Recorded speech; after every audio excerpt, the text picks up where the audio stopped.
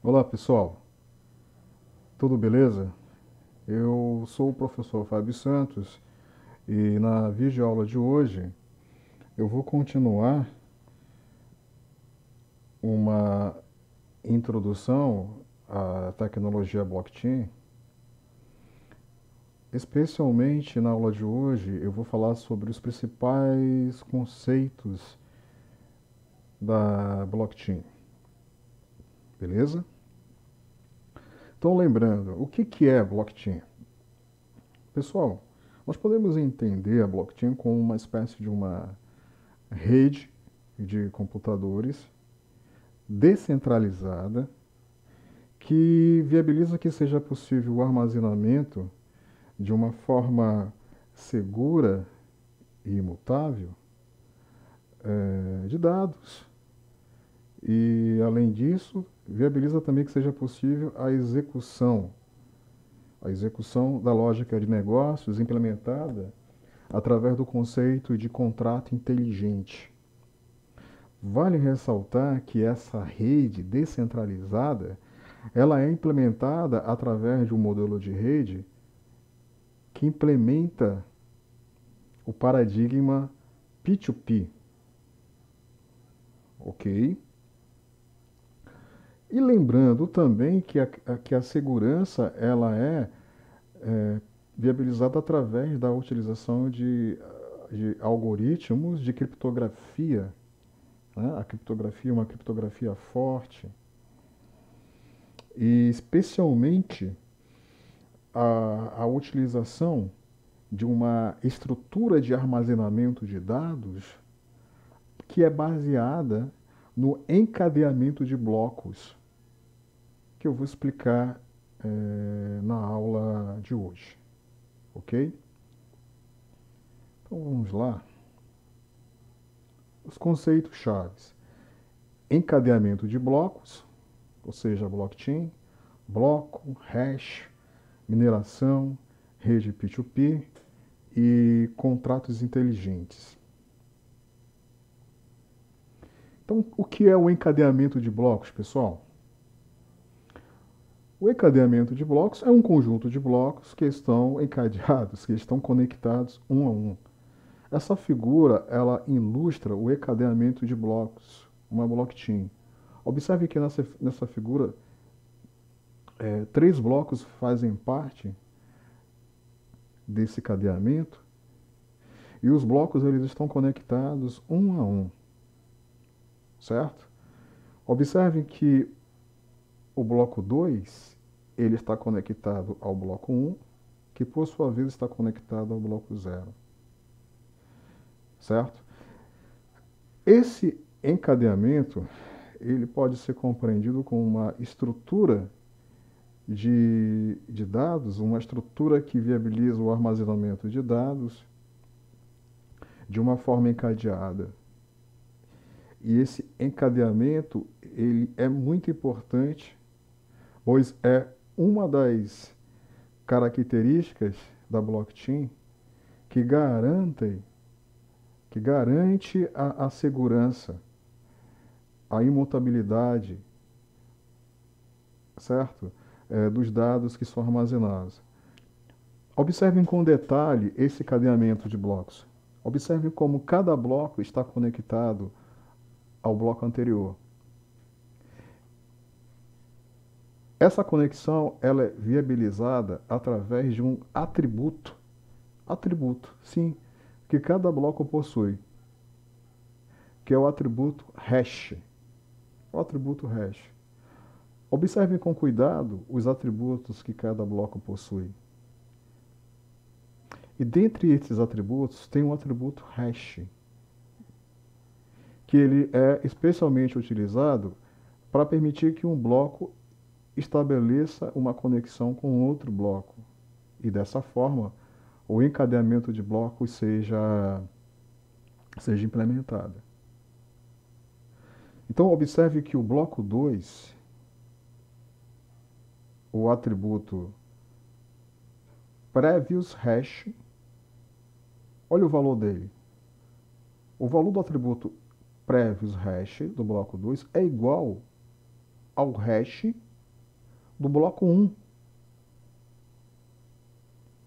E observe que o valor do atributo previous hash do bloco 1 é igual ao valor do hash, do atributo hash do bloco 0. Observe o valor do atributo previous hash do bloco 0. É 0. Por quê? Porque o bloco. Porque não existe um bloco anterior ao bloco 0. Por exemplo, o bloco menos 1. Não existe. Esse bloco 0, inclusive, ele é chamado de bloco Gênesis. Ok? E aí um detalhe muito importante que tem relação com a segurança. O valor do hash que identifica cada bloco, ele é obtido a partir do conteúdo do bloco. Olha só que interessante. Olha só que interessante. Pessoal, o hash pode ser compreendido como uma função que recebe como entrada um determinado valor ou um determinado conteúdo, e essa função ela gera como saída um hash, que é um valor alfanumérico que codifica o conteúdo, certo? Que foi passado como entrada para a função hash.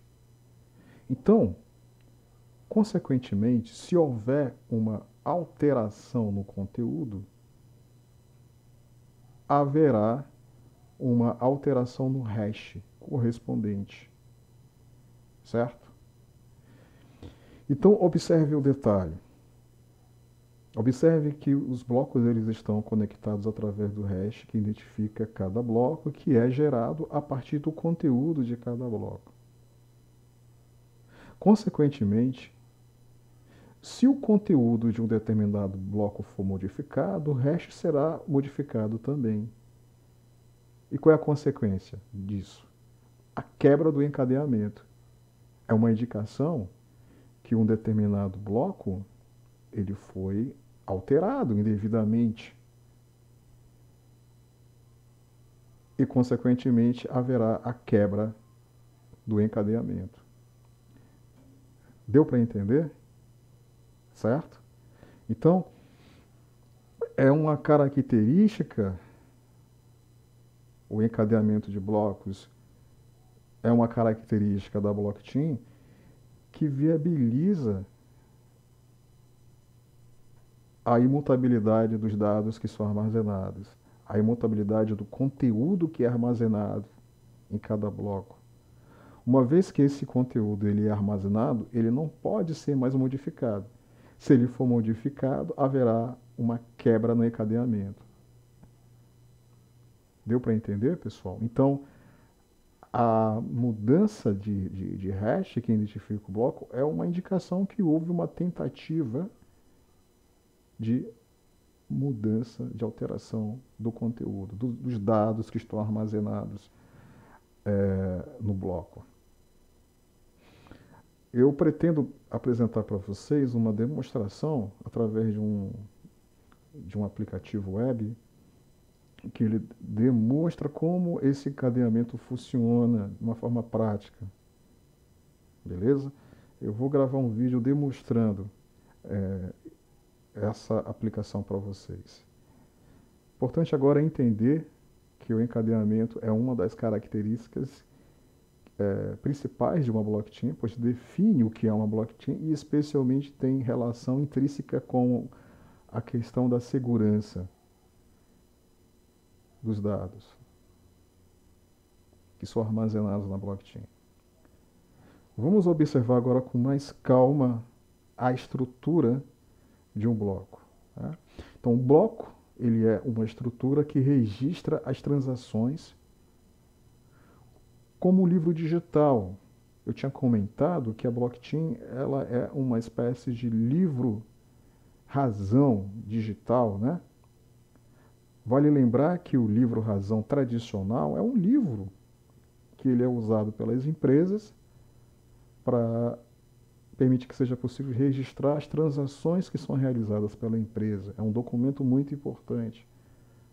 No entanto, um livro razão convencional, ele é muito vulnerável. Se esse livro, se ele for acessado por pessoas que não são autorizadas, essas pessoas poderão alterar as transações que estão registradas nesse livro, ou se esse livro, se ele for roubado, a empresa vai ficar, né, sem um documento importante, ok? Numa blockchain, esse livro razão, ele é replicado em todos os nós que fazem parte de uma rede blockchain. E em cada nó haverá, haverá um conjunto de blocos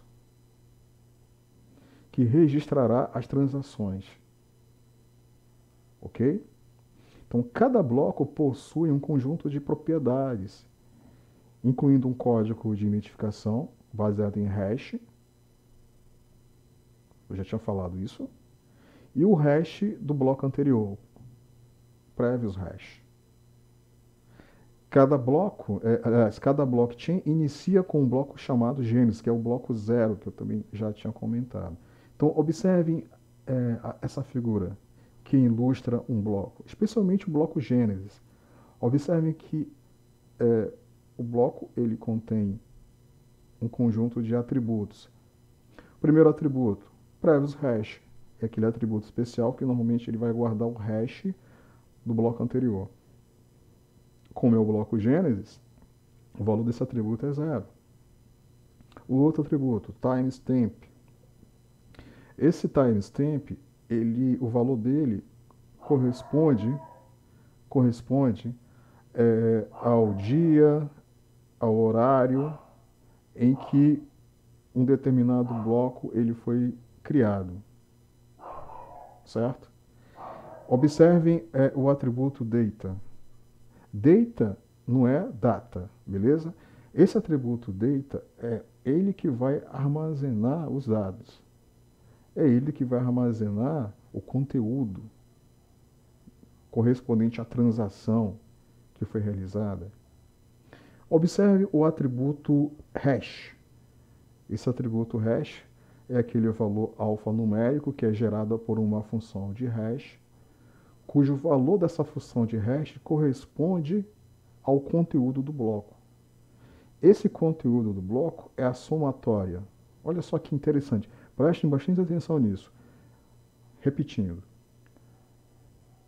É a somatória do valor do atributo prévio hash, do atributo timestamp, do atributo data. Então, se houver alguma modificação nos valores desses atributos, consequentemente, o código hash ele sofrerá uma modificação. Beleza? O atributo nonce é um valor numérico que ele corresponde à quantidade de interações ou de tentativas que foram necessárias para obter o hash. Ou seja, existe um algoritmo do tipo Proof of Work, que é o algoritmo que vai viabilizar que seja possível gerar o hash de um bloco ou de uma determinada transação e a quantidade de vezes, o número de interações que foram necessárias para obter o hash, o valor é chamado de nonce, certo? Então, vale dizer que esse algoritmo ele interage diversas vezes até conseguir encontrar um valor de hash que seja válido e que corresponda ao conteúdo do bloco, certo? Esse número de tentativas até o algoritmo conseguir obter um hash válido, que eu já chamei de nonce, vai depender também de um outro conceito chamado dificuldade. A dificuldade ela é usada para validar o hash. Observe esse hash que está sendo apresentado nessa figura. Observem que o hash ele tem quantos zeros na frente? Tem 5 zeros. Esses 5 zeros, eles definem um determinado formato de hash. E também é chamado de dificuldade. Quanto maior for o número da dificuldade, maior será a dificuldade do algoritmo conseguir encontrar um hash válido. E, consequentemente, isso implica no número do nonce, o valor do nonce. Deu para entender? Então, existe um outro conceito muito importante chamado de mineração, certo? A mineração ela tem relação com a obtenção do hash válido. Toda vez que o sistema ele for criar um novo bloco, uma nova transação, ele vai precisar criar diversos hashes até que um deles seja um hash válido, como eu havia falado antes. Observem essa animação, esse GIF animado aí. Ó. O que está acontecendo aí? Ó?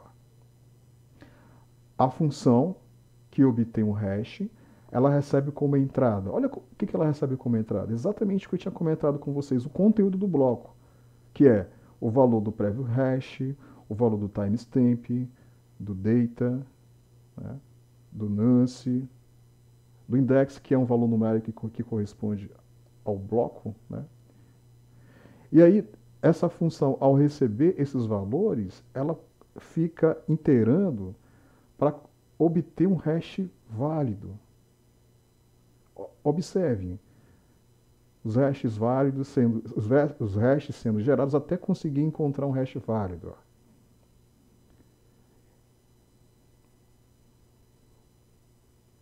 Observe. Encontrou um hash válido. Após 604 tentativas, ou seja, 604 valor do nonce. Certo? E quando um hash é válido para um bloco ou para uma transação? É aquele que atende um determinado requisito. Por exemplo, a quantidade de zeros que eu havia mencionado antes. Tudo bem? Então, o nome desta operação é mineração e o Proof of Work é um dos algoritmos mais utilizados para isso. No entanto, pessoal, obter um hash válido é uma operação que demanda alto custo computacional. Normalmente, esse processamento ele é realizado por meio de computadores que fazem parte de uma rede P2P, que é a base da blockchain. E vale ressaltar que esses computadores são super máquinas. Máquinas robustas, extremamente potentes, que são criadas com o objetivo de realizar mineração. Em outras palavras, validar os hashes, obter os hashes válidos correspondentes aos blocos e as transações que são realizadas. Certo? Observe essas figuras, pessoal. Essas figuras elas mostram o que nós chamamos de grids, né? Grids de placas de processamento. Normalmente essas grids elas são formadas são compostas por placas gráficas, GPUs, são infraestruturas de GPUs especialmente configuradas, criadas para realizar mineração. Ok? Como eu havia falado, é uma operação que demanda alto custo computacional, então torna-se necessário a utilização de infraestruturas computacionais como essas, voltadas para realizar mineração. E aí, olha só que interessante. Eu acho que algum dia vocês devem ter ouvido falar sobre isso, que desenvolvedores, engenheiros, entusiastas de blockchain, de Bitcoin, eles investiram pesado dinheiro, né, para criar infraestruturas como essa, visando mineração. Por que fizeram isso? Para viabilizar que a rede ela funcione. Mas não é somente isso, né? Tem um aspecto financeiro envolvido. É, a mineração, ela é uma atividade que gera lucro. Então, toda vez que um hash ele é validado, né, que um bloco, que uma transação ela é validada, através de uma determinada infra, como essas que vocês estão vendo, o proprietário dessa infra, dessa máquina, desse nó, ou dessas máquinas que fazem parte da rede blockchain, ele recebe, né, um determinado valor é, correspondente à criptomoeda da blockchain que ele viabiliza, né, que ela funcione através da mineração. Então ele é recompensado. Quanto mais hash ele validar, ele minerar, quanto mais blocos ele minerar, transações, mais ele vai lucrar, certo? E então muitas pessoas elas investiram criando é, infra, infraestruturas computacionais como essas que vocês estão vendo, os mines, mineração, para lucrar com a blockchain. Eu vou postar alguns vídeos mostrando infraestruturas extremamente poderosas, impressionantes, para que vocês possam ver. E um detalhe. Estão lembrando na aula passada que eu falei sobre a inteligência artificial descentralizada ou a democracia da inteligência artificial? Tem total relação com a mineração. Como assim tem total relação com a mineração? Eu tinha falado que a blockchain ela viabiliza que máquinas que fazem parte de uma rede blockchain possam ser usadas para treinar modelos de inteligência artificial, de deep learning, por exemplo. Vocês sabem que para treinar um modelo de deep learning, especialmente de visão computacional, requer máquinas potentes. Normalmente são máquinas que utilizam GPUs potentes, né? Treinar um modelo de deep learning leva dias para vocês, né, terem uma ideia. Então, numa rede blockchain, como ela contém máquinas extremamente potentes que são usadas para mineração, essas mesmas máquinas também podem ser usadas para treinar modelos de inteligência artificial. E aí, startups estão surgindo visando oferecer para engenheiros de inteligência artificial máquinas normalmente utilizadas para mineração para treinar modelos de inteligência artificial por um preço bem em conta, quando comparado com as plataformas baseadas em internet centralizada dessas grandes empresas. Deu para entender agora, pessoal, a relação de blockchain com inteligência artificial? Por isso que é chamado de inteligência artificial descentralizada e democrática, né? Então, essas máquinas elas podem ser reutilizadas para realizar treinamento de modelos de inteligência artificial. Um outro conceito importante é a rede P2P. Eu tinha comentado que uma rede blockchain ela tem como característica, vamos dizer assim, principal é a descentralização. E essa descentralização ela tem como base a implementação de um modelo de rede P2P. No modelo de rede P2P, pessoal, os computadores que fazem parte da rede, né, eles são chamados de PIs, certo? O torrent, que eu imagino que vocês já devem ter utilizado, é um exemplo de um sistema que segue uma lógica que lembra a blockchain para o compartilhamento de arquivos. Especialmente porque o torrent ele tem como base um modelo ele implementa, né, um modelo de rede P2P. Observem essa figura que ela ilustra exatamente a arquitetura do BitTorrent. Nessa figura a gente observa vários participantes, várias máquinas, vários PIs, onde essas máquinas elas estão interconectadas, sem a intermediação, sem a figura de uma autoridade central, sem a centralização. E essas máquinas viabilizam que os usuários possam trocar arquivos, né? Viabilizam o compartilhamento de arquivos de uma forma descentralizada. Então, se uma determinada máquina cair, a rede não cai, a rede continua a existir, né? Se um determinado usuário ele troca arquivos com um outro usuário, um outro participante, e se por alguma razão cair um determinado participante, né, ele poderá trocar arquivos com um outro, né, um outro participante da rede, certo? E em cada máquina que faz parte da rede P2P haverá réplicas dos arquivos que são compartilhados, né? Beleza? Recomendo fortemente que procurem ler a respeito da BitTorrent, da arquitetura BitTorrent. Arquitetura similar à arquitetura de plataformas blockchain. E um outro conceito muito importante, pessoal, da blockchain é o smart contract, também chamados de contratos inteligentes, né? O que são esses contratos inteligentes? O que são esses smart contracts? Lembra que eu falei para vocês que uma blockchain, além de viabilizar que seja possível o armazenamento de dados de uma forma descentralizada, viabiliza também a execução de lógica de negócios? Estão lembrados disso? Então, a lógica de negócios, ela é implementada através do contrato inteligente. Quando a gente ouve em contrato, a gente lembra que contrato, o que é um contrato? Contrato é um acordo entre duas partes.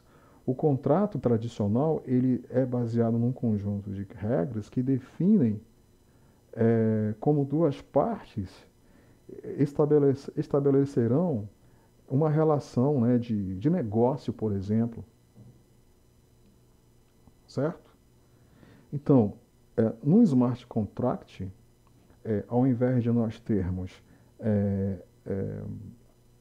é, cláusulas, né, que são definidas através de parágrafos, de regras escritas, né? Num contrato inteligente, isso é feito através de código, através de software, através de linguagem de programação, certo? Então, smart contract são códigos de computador programados para executar uma tarefa simples, mediar a relação entre as partes. Associam certos resultados ao cumprimento de certas condições. Eles avaliam se as regras criadas foram cumpridas e fazem a distribuição de fundos alocados no contrato ou a distribuição de bens. E esses contratos inteligentes, eles são executados na blockchain. A blockchain também tem essa capacidade de executar código, de executar lógica de negócio, de executar os contratos inteligentes. Então, observe essa figura. De um lado, essa figura mostra um contrato convencional, em papel, definido por um conjunto de regras, escritas, né, através de cláusulas, né? E do outro lado, observe que a gente tem um contrato inteligente implementado através de código, através de uma linguagem de programação, que a gente vai aprender a implementar usando a linguagem Solidity. Certo? Então, eu posso, por exemplo, criar um contrato inteligente que ele vai implementar um conjunto de regras que viabilizam o funcionamento de uma criptomoeda. Eu já fiz isso, né? Eu criei uma criptomoeda. Então, para criar essa criptomoeda, eu implementei um contrato inteligente, onde nesse contrato inteligente eu defini algumas regras. Eu implementei algumas regras, implementei essas regras por meio de métodos, certo? Então, esses métodos eles viabilizaram, por exemplo, que uma pessoa A pudesse enviar uma determinada quantidade de criptomoeda para um usuário B, por exemplo. Viabilizou que fosse possível que o usuário A ele pudesse consultar o saldo, a quantidade de criptomoedas que ele possui, por exemplo. Certo? Então, é o contrato inteligente que implementa isso. O contrato inteligente é como se fosse uma espécie de uma API que roda lá no back-end, que interage com o front-end, e que através dessa API, é possível implementar operações, especialmente relacionadas ao gerenciamento de banco de dados, a manipulação de banco de dados. Beleza? Aqui tem um exemplo de um fragmento de um contrato inteligente implementado em Solidity. Certo? Então observem que o que vocês estão vendo aqui é código, programa de computador, né, implementado. Nesse exemplo aqui nós temos alguns métodos que foram implementados. Normalmente o contrato inteligente ele é implementado através de uma linguagem de programação orientada a objeto. Eu vou ensinar uma dessas linguagens, que é a linguagem Solidity. Beleza? Aqui tem um exemplo bem interessante que mostra como um smart contract, como um contrato inteligente, ele pode ser empregado para criar uma máquina inteligente. Estão lembrados que eu falei que a blockchain ela vai viabilizar uma nova geração de internet das coisas, chamada de democracia dos dispositivos, que viabiliza que um dispositivo ele tenha um comportamento autônomo, inteligente, certo? Então esse exemplo aqui ele é bem legal, que ele faz uma demonstração bem legal sobre o que eu já falei. Imagine um cenário de internet das coisas onde um smart contract pode ser programado para que uma máquina de vendas automática de refrigerante seja inteligente, seja autônoma. Como assim? Imagine que nesse contrato seja implementado algumas regras. Por exemplo, uma regra que permita que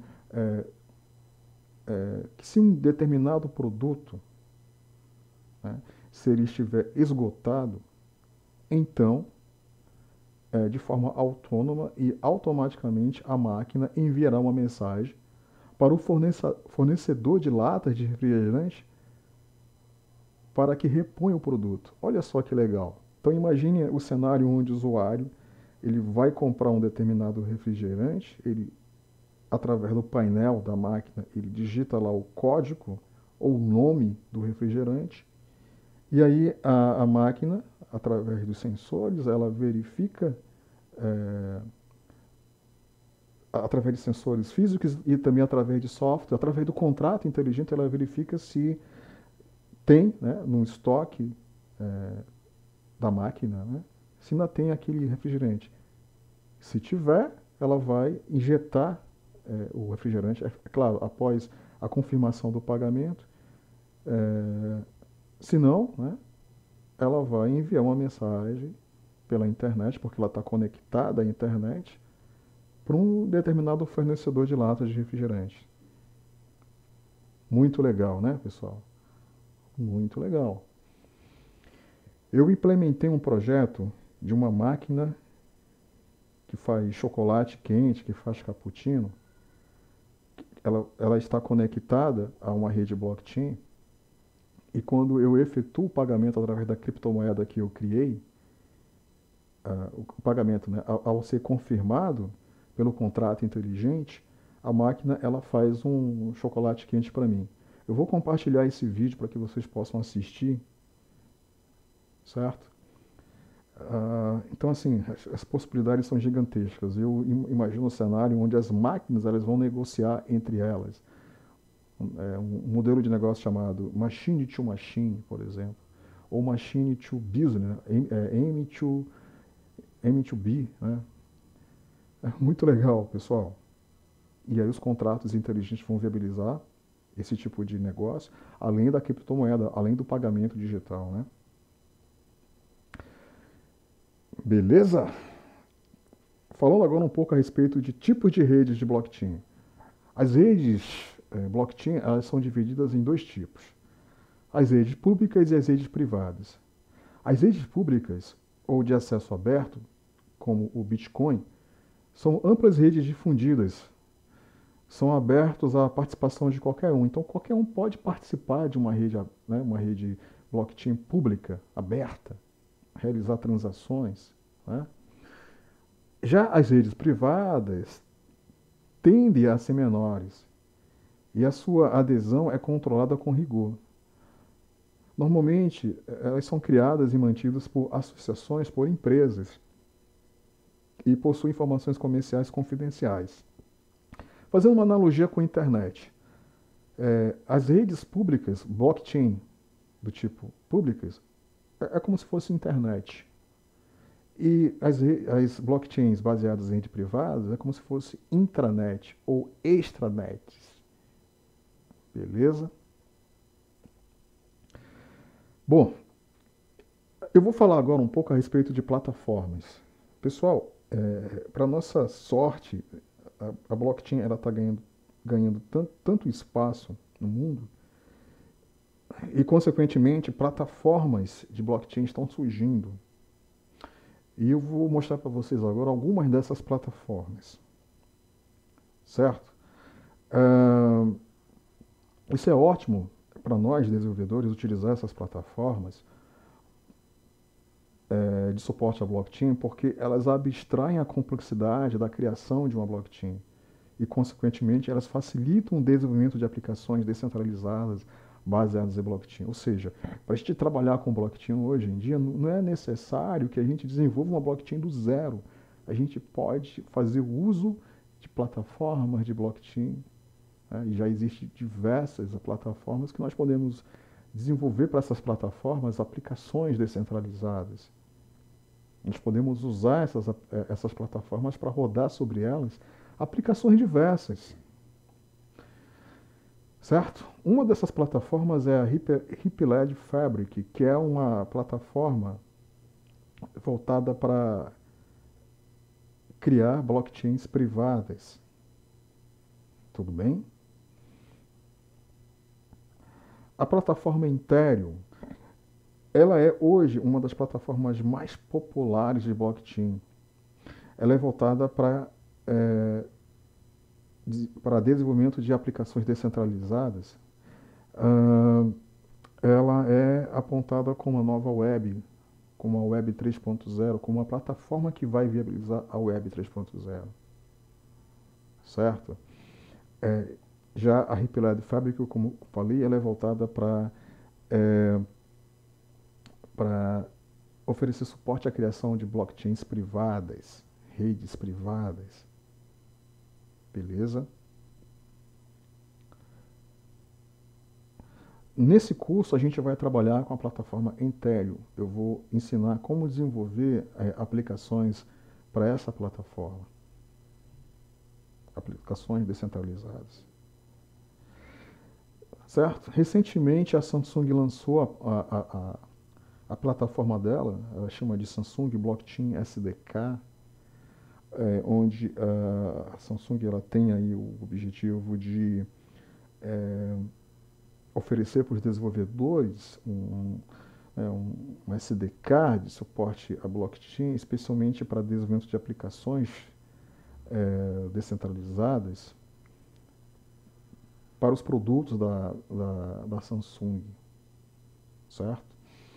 Isso é muito interessante. Vocês devem lembrar que eu comentei de um projeto chamado Adapt, que a Samsung está desenvolvendo junto com a IBM, relacionado à democracia dos dispositivos, que vai permitir que uma máquina de lavar roupa possa, por exemplo, comprar um amaciante, um sabão, ao detectar que o nível do amaciante está abaixo do que é considerado normal, o nível de sabão está abaixo, e aí a máquina de lavar, ela vai, né, efetuar um pagamento usando uma determinada criptomoeda.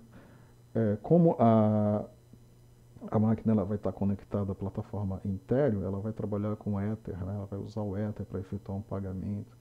Então a Samsung ela tem aí esse interesse, né? Que aplicações descentralizadas sejam desenvolvidas para os seus dispositivos. É um projeto que está bem no início, ok? Aqui a gente observa uma outra plataforma, um projeto da Microsoft, Bletchley, ok? É o projeto da Microsoft de suporte à blockchain, né? Que também tem uma intenção similar, né, da Samsung, por exemplo, ou da IBM, que é oferecer para os desenvolvedores uma plataforma que permita que os desenvolvedores eles possam desenvolver aplicações, né? Tem o projeto IBM Bluemix, que é a plataforma da IBM. É uma plataforma voltada para criação de blockchains privadas, ok? Então a gente observa, né, pessoal, que existe aí várias iniciativas, tem outras iniciativas, tem plataformas que foram, tem plataforma que foi criada especialmente para oferecer suporte à democracia de dispositivos, né, uma blockchain de dispositivos, certo? Eu posso depois, numa próxima aula, apresentar essa plataforma para quem estiver interessado. Então, assim, é muito, né, é uma tecnologia extremamente disruptiva que tem um potencial gigantesco. E qual é o futuro da blockchain? É difícil responder essa pergunta, né? Como eu já falei, blockchain tem um potencial disruptivo de transformar a sociedade, não apenas na esfera tecnológica, mas também na esfera política e econômica. Certo? Estão lembrados disso? Estão lembrados daquele vídeo que eu recomendei que vocês assistissem? A internet descentralizada? Certo? Estão lembrados que foi falado, né, que uma internet descentralizada ela tem um poder de, de quebrar monopólios, de ser libertária, né, de viabilizar, né, que a sociedade possa ter liberdade para realizar transações sem que haja necessidade de uma autoridade fiscalizando, observando, centralizando os seus dados, né, e controlando as transações que são realizadas, certo? Por isso que a blockchain tem esse potencial disruptivo. E aí, com a evolução da tecnologia e as experimentações com os potenciais usos, o futuro da blockchain provavelmente assumirá formas ainda não imaginadas. Eu tenho observado, né, imaginado um futuro da blockchain mixada com inteligência artificial, mixada com dispositivos eletrônicos, né, com robôs, com carros autônomos, certo? E é um tema, né, é um futuro que eu tenho bastante interesse como pesquisador. Perguntas?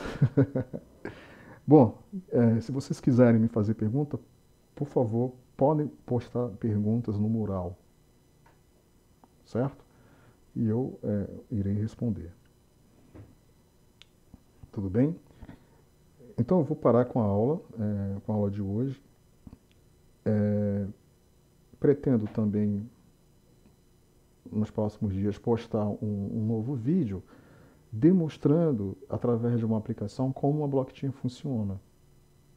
Ok? Aquela questão que eu comentei a respeito do encadeamento, a respeito do hash, né? Especialmente quando o conteúdo ele é modificado, consequentemente o hash é modificado, e essa modificação ela pode quebrar o encadeamento. Eu vou demonstrar isso na prática, tá bom? Eu gostaria de deixar como uma atividade que vocês realizassem uma pesquisa sobre aplicações disruptivas baseadas em blockchain. Faça uma pesquisa, escreva uma resenha sobre aplicações disruptivas baseadas em blockchain, ok? E em caso de dúvidas, eu estou à disposição de vocês para trocar algumas ideias. Ok, pessoal? Então eu vou parar por aqui. Um forte abraço para vocês. A gente se vê na próxima aula.